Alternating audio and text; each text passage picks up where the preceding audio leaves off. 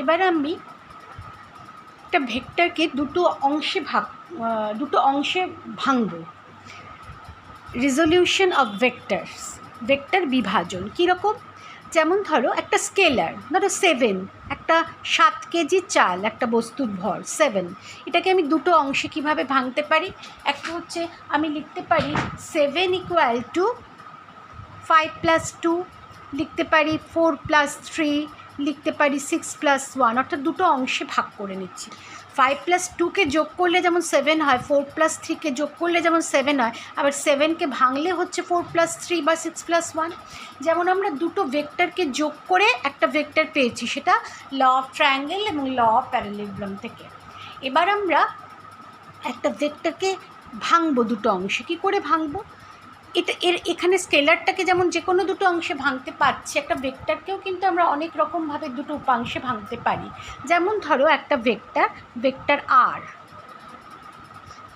একই ভেক্টর আমি ধরো যেরকম নিয়েছি, 3টে নিলাম, একই রকম তিনটে ভেক্টর, তিনটেই ভেক্টর আর, একই মান এবং অভিমুখ, কে আমি যে কোনো দুটো উপাংশে ভাগ করতে পারি। যেমন ধরো এই রকম দুটো উপাংশ, এটা ভেক্টর আর,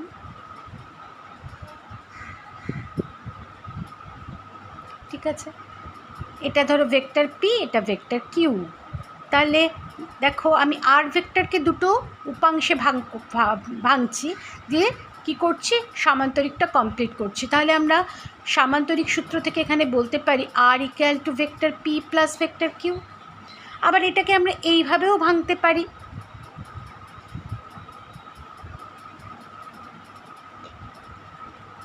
এটা ধরো ভেক্টর এক্স আর এটা ধরো ভেক্টর ওয়াই। এখানে আমরা লিখতে পারি vector R = vector X plus vector Y. তাহলে দেখছো পি আর কিউ এর মান দুটো এক্স ওয়াই এর মানের থেকে আলাদা, অভিমুখগুলো আলাদা। তার মানে ভেক্টর এক্স আর ভেক্টর পি কিন্তু এক নয়, আবার ভেক্টর কিউ আর ভেক্টর ওয়াইও কিন্তু এক নয়। কিন্তু আমি এখানে আরকে পি প্লাস কিউ উপাংশে ভেঙেছি, এক্স প্লাস ওয়াই উপাংশে ভেঙেছি। আরও অনেক রকমভাবে আমি ভাঙতে পারবো।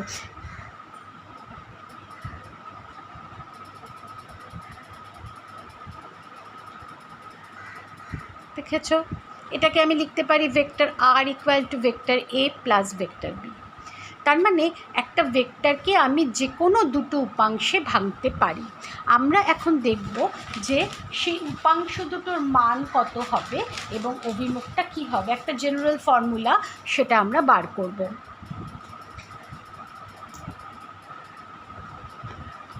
দেখো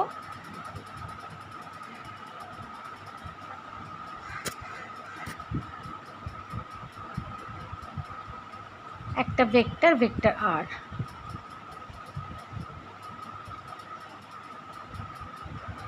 আচ্ছা আমি একবার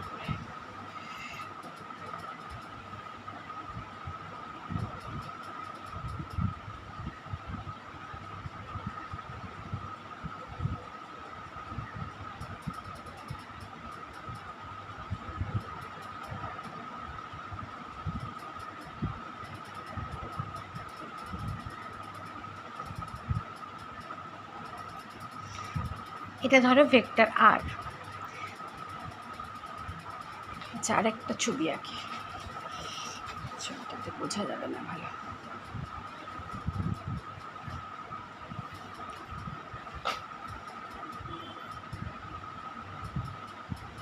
ধরো ভেক্টর আর,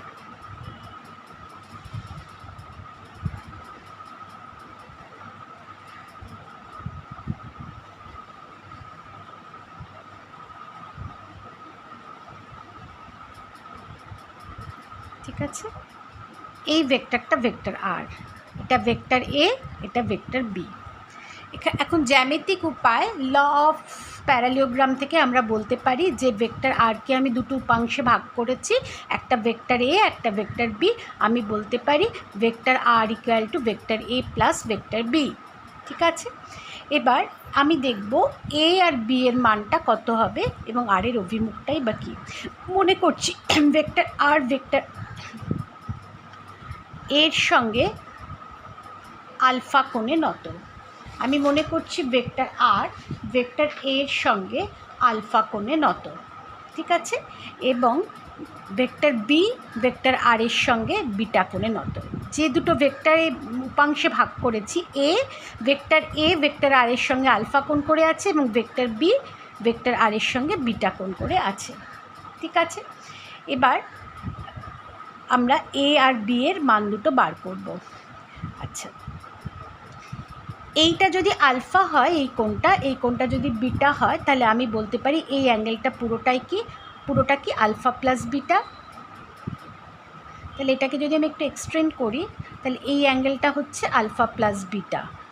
আচ্ছা, একটা বলি, এটা সমান্তরিক, এটা সমান্তরাল, এইটা ভেদক। এই অ্যাঙ্গেলটা যদি বিটা হয়, তাহলে এই অ্যাঙ্গেলটা কী হবে? বিটা। হ্যাঁ, আর এই অ্যাঙ্গেলটা হচ্ছে আলফা প্লাস বিটা, আর এই অ্যাঙ্গেলটা হচ্ছে pi minus alpha plus beta. বুঝতে পারলে কি না দেখো।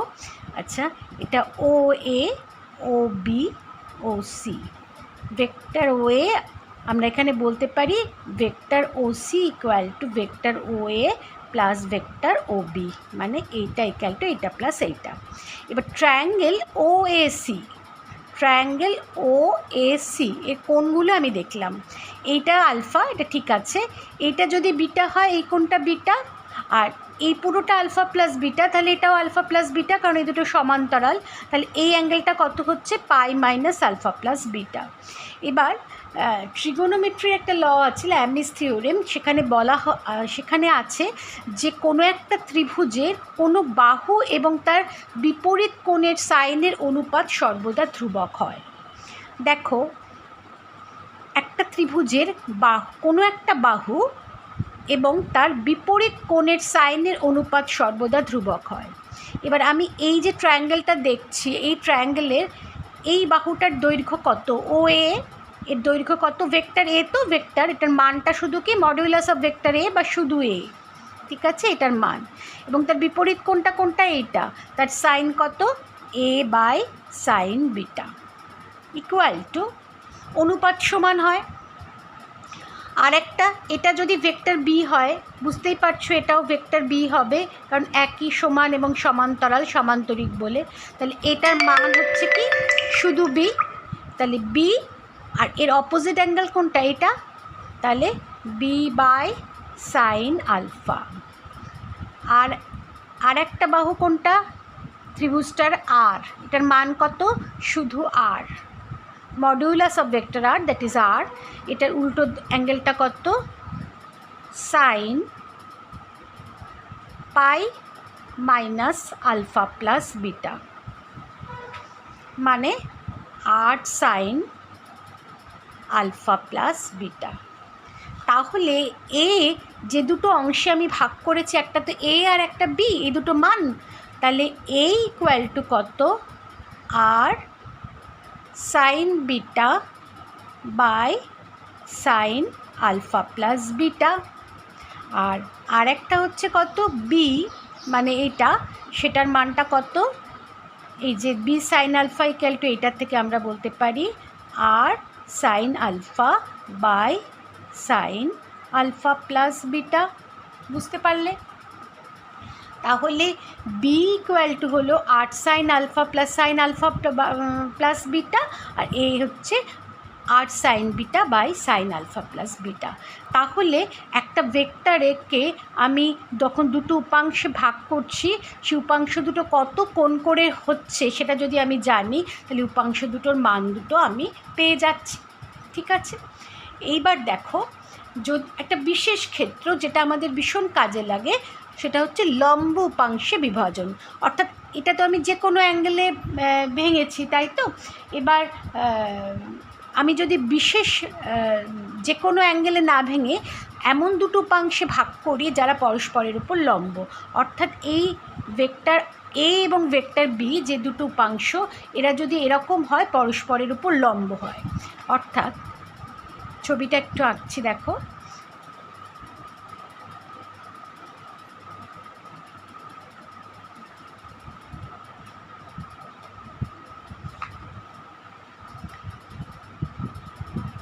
এখানেও দেখো vector R equal to vector A plus vector B.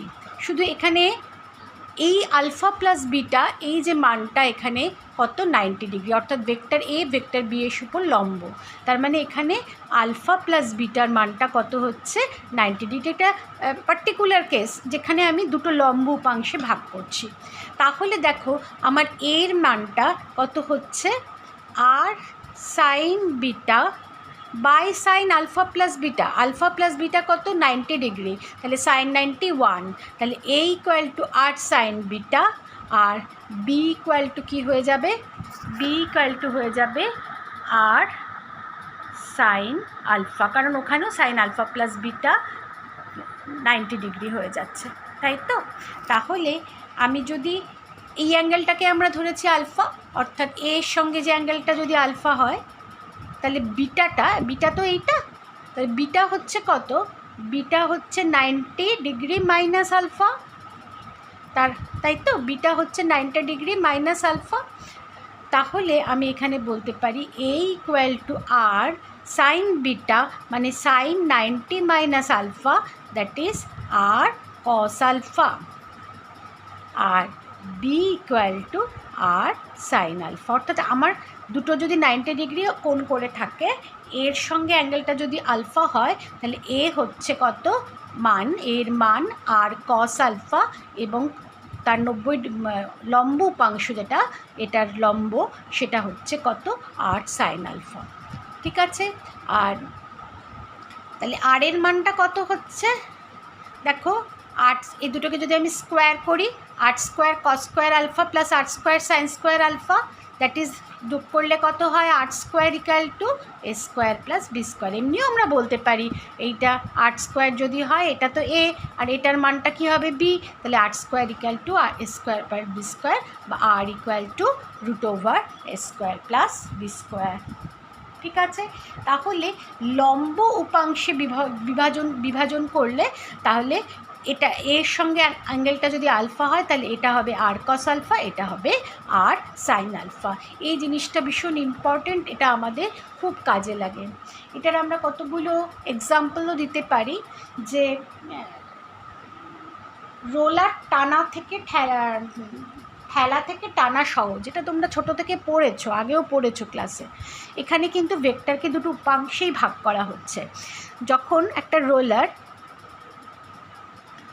রোলারকে যখন ঠেলা হচ্ছে, তখন কি বল কাজ করছে, তো মাটির ওপরে আছে, ঠেলা হচ্ছে মানে এভাবে বল প্রয়োগ করা হচ্ছে। সেই বলের দুটো উপাংশ, ধরো এইটাকে ঠেলা হচ্ছে মানে এইভাবে ঠেলা হচ্ছে, এবার এই বলের দুটো উপাংশ, একটা অনুভূমিক উপাংশ আর একটা হচ্ছে উল্লম্ব উপাংশ। এই বলটাকে দুটো অংশে ভাগ করা হচ্ছে, একটা অনুভূমিক একটা উল্লম্ব। যদি এটা ভেক্টর এফ হয়, এটাকে আমরা বলতে পারি এফ এক্স, আর এটাকে বলতে পারি আমি এফ ওয়াই, দুটো অংশে ভাগ করা হচ্ছে। ঠিক আছে, এবার আর কি বল, একটা জিনিস তোমরা পড়বে যখন ঘর্ষণ, একটা বস্তু যখন একটা তলের ওপর দিয়ে যায়, তখন ওই তল বস্তুর গতিকে একটা বাধা দেয়, সেই বাধাটাকে বলা হয় ঘর্ষণ বল। সেটা কোন দিকে ক্রিয়া করে না, বস্তু যেদিকে যাবার চেষ্টা করে তার উল্টো দিকে ঘর্ষণ বলটা কাজ করে। তাহলে ঘর্ষণ বলটা কাজ করছে কোন দিকে, এই দিকে। ঠিক আছে, আর বস্তু যত ওজন বেশি হবে, তার ঘর্ষণ বলটার মানটাও কিন্তু তত বেশি হয়ে যায়।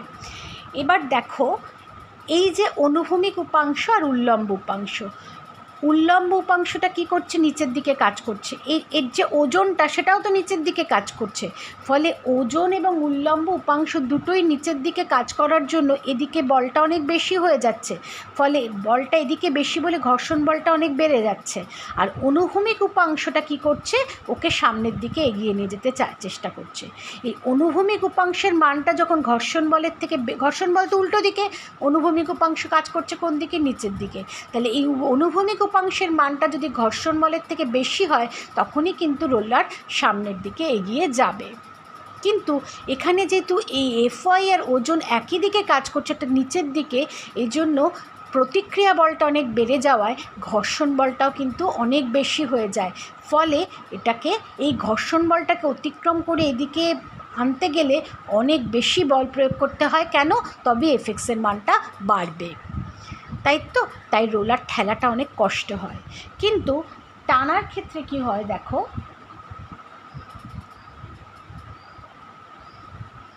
টানার ক্ষেত্রে আমি তো এদিকে নিয়ে যেতে চাইছি, টানার সময় বলটা ক্রিয়া করছে কোন দিকে, এদিকে এফ বল ক্রিয়া করছে।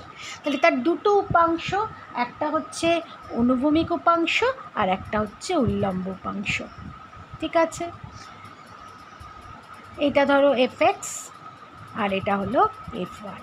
এখানে ওজনটা ক্রিয়া করছে কোন দিকে, এখানে এফ বলটা এইদিকে, ওজনটা ক্রিয়া করছে কোন দিকে, নিচের দিকে, ডাব্লিউ এটার ওজনটা, আর এফ ওয়াইটা ওপর দিকে। তাহলে ওজনটাকে কি করছে, এফ ওয়াইটা কমিয়ে দিচ্ছে। তাহলে ওজনটা কমে যাচ্ছে বলে আমি তো এফ এক্সের সাহায্যে এদিকে ঠেলতে চাইছি, তাহলে ঘর্ষণ বলটা ক্রিয়া করছে কোন দিকে, এই দিকে, কারণ এটা এই তলটার ওপর দিয়েও যাচ্ছে, এদিকে ঠেলতে চেষ্টা করছি, ঘর্ষণ বলটা উল্টো দিকে ক্রিয়া করছে। এখন এই এফ ওয়াই যে বলটা উপাংশটা, সেটা কি করছে, ওজনের উল্টো দিকে ক্রিয়া করবার জন্য এটাকে লম্ব প্রতিক্রিয়াটাকে অনেক কমিয়ে দিচ্ছে। কমিয়ে দেওয়ার জন্য এই ওজনটাকে কমিয়ে দেওয়ার জন্য আমাদের কি হচ্ছে বলো তো, ঘর্ষণ বলটা অনেক কমে যাচ্ছে। ফলে অনেক কম বল প্রয়োগ করলেই আমরা এফএক্সের মানটা পেয়ে যাচ্ছি, অর্থাৎ এফএক্সের মানটা সহজেই ঘর্ষণ বলের থেকে বেশি হয়ে যাচ্ছে এবং বস্তুটা সামনের দিকে এগিয়ে যেতে পারছে। এই জন্য আমরা রোলার টানা হয় ঠেলার থেকে সুবিধাজনক হয়, অনেক কম বল প্রয়োগ করলে সামনের দিকে এগিয়ে নেওয়া যেতে পারে। এখানে কিন্তু আমরা একটা বলকে দুটো লম্ব উপাংশে ভাগ করছি।